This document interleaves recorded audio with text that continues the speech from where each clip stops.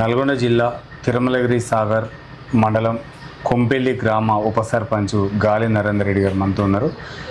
రాష్ట్ర వ్యాప్తంగా ఉప సర్పంచ్లకు జరుగుతున్న న్యాయాలు అన్యాయాలు, వాళ్ళకున్న ప్రోటోకాల్ ప్రకారం వాళ్ళకి ఎట్లాంటి డిమాండ్స్ కావాలి, వాళ్ళకున్న ప్రత్యేకతలు ఏంటో, చెక్ పవర్లో కూడా వాళ్ళకు కొన్ని అవకాశాలు కల్పించాలని చెప్పేసి మన తెలుగు టీవీ ఛానల్లో ముఖాముఖి పరిచయ కార్యక్రమాలు ఉన్నాయి.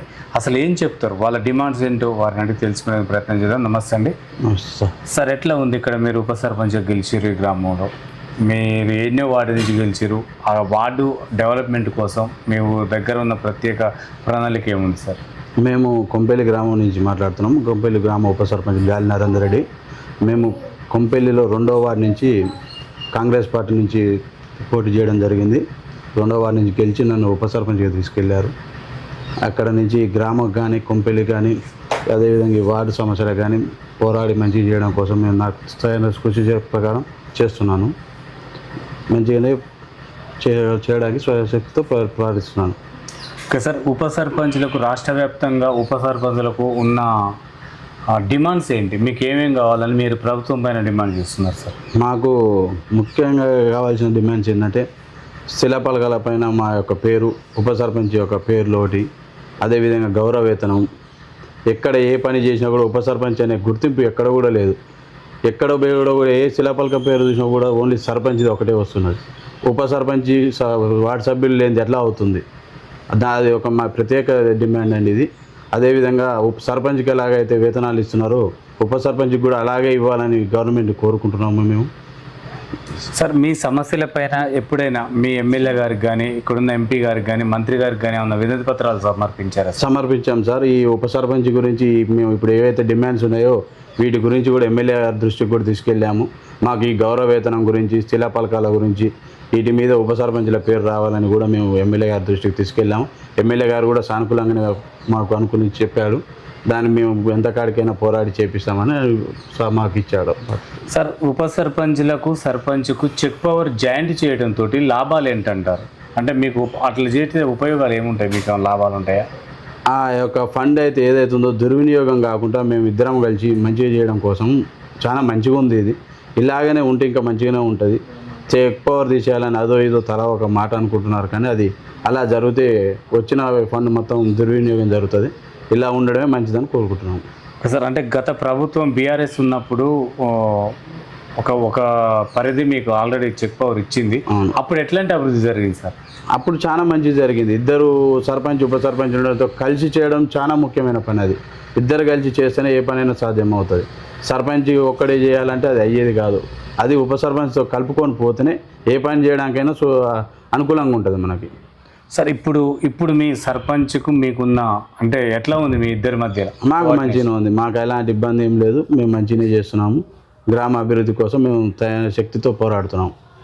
సార్, ఉప సర్పంచ్గా మీరు ఓన్లీ మీ వార్డునే కాకుండా ఈ కొంపెల్లి గ్రామాన్ని ఎట్లా అభివృద్ధి చేస్తున్నారు సార్? ఎమ్మెల్యే నిధులు కానీ, ఎంపీ కానీ మేము తగిన శక్తితో సీసీ రోడ్ల పనులు కానీ, డ్రైనేజీలు కానీ వీటి కోసం మేము పైన తిరిగి కూడా తెచ్చి కొంపెల్లిని మంచిగా నిర్మాణం చేయడం కోసం మేము పోరాడుతున్నాం. సార్, గ్రామ సమస్యలపైన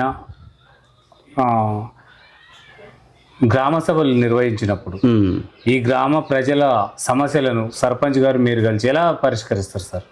చూస్తామండి. మెయిన్గా అక్కడ ఏం ప్రాబ్లం ఉంది, ఏ వార్డులో ఏ సమస్య ఉంది, డ్రైనేజా, స్ట్రీట్ లైట్సా, ఇంకేమైనా పైప్ లైన్సా, వాటర్ లీకేజెసా, ఇవి అన్నీ అనుకూలంగా చూసేసి ఏదైతే స్పీడ్గా చేయాలో ఆ పని ఎమ్మటే చేసేస్తాము. సార్, అభివృద్ధి విషయంలో మీకు మీ వార్డు ప్రజలు మీకు ఎలా సహకరిస్తున్నారు? మాకు మంచిగా సహకరిస్తారండి. మా వార్డులో కానీ గ్రామ పంచాయతీలో కానీ ఎలాంటి సమస్య అయినా ముందుగానే నేను వెళ్ళి అక్కడ చూసుకొని పని చేయించేస్తాను. సార్, మీ వార్డులో డ్రైనేజీ వ్యవస్థ కానీ, సీసీ రోడ్లు కానీ, సీసీ కెమెరా ఏర్పాట్లు కానీ, ఇంకుడు గుంతలు కానీ ఇట్లాంటివి ఏమైనా చేసిరా సార్? ఇప్పుడు మేము వచ్చినాక ఏం చేయలేదు. గత ప్రభుత్వంలో చేసిరు. ఇంకుడు గుంతలు కానీ, సీసీలు కానీ ఇవన్నీ ఇంతకుముందు నుంచే ఉన్నాయి. మాకు అలాంటి సమస్య ఇప్పుడు ఏమీ లేదు. డ్రైనేజీలతో సహా అన్నీ ఉన్నాయి మాకు ఇప్పుడు మా ఇక్కడ వార్డులలో.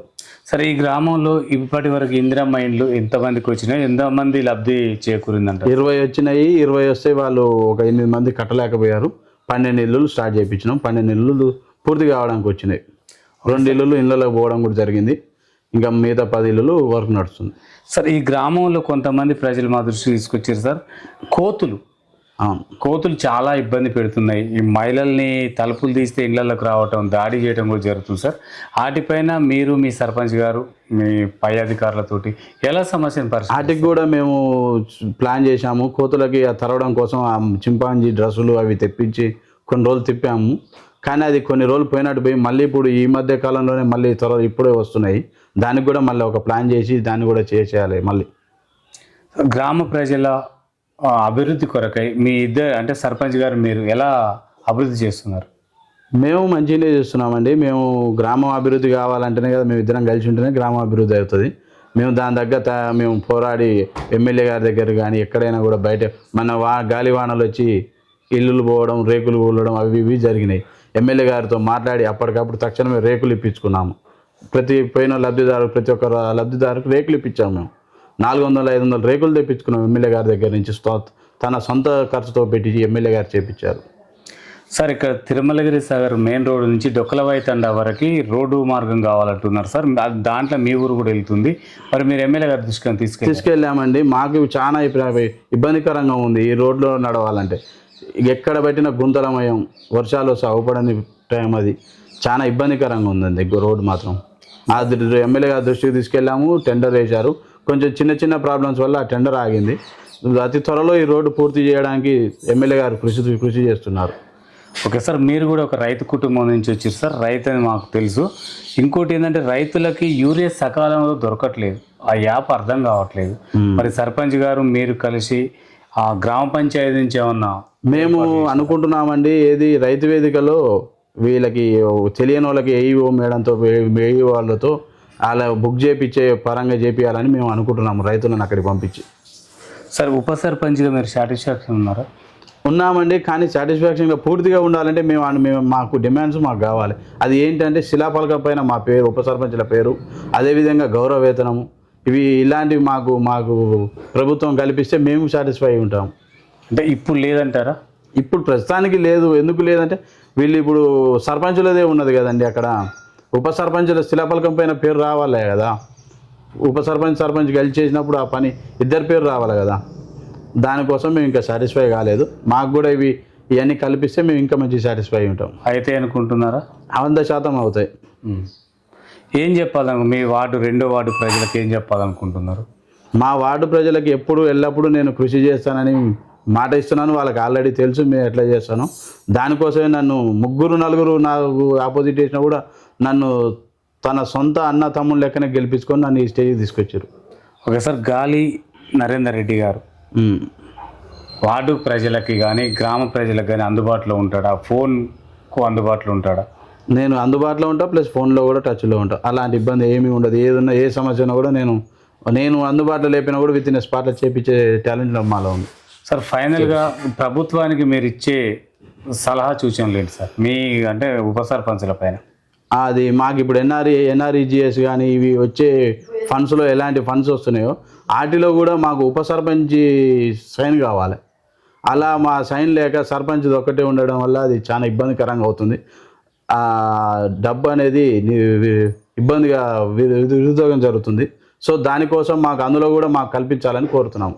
మరి దుర్వినియోగం చేస్తారు ఆ డబ్బుని. ఈ ప్రభుత్వం ఒకవేళ చెక్ పవర్లో తీసేస్తే మీకు ఎట్లుంటుంది సార్ ఉప సర్పంచ్లకి? చెక్ పవర్ తీసేస్తే చాలా ఇబ్బందికరంగా జరుగుతుందండి. గత ప్రభుత్వంలో ఎలాగైతే పెట్టారో ఇప్పుడు కూడా అలానే ఉంచాలి.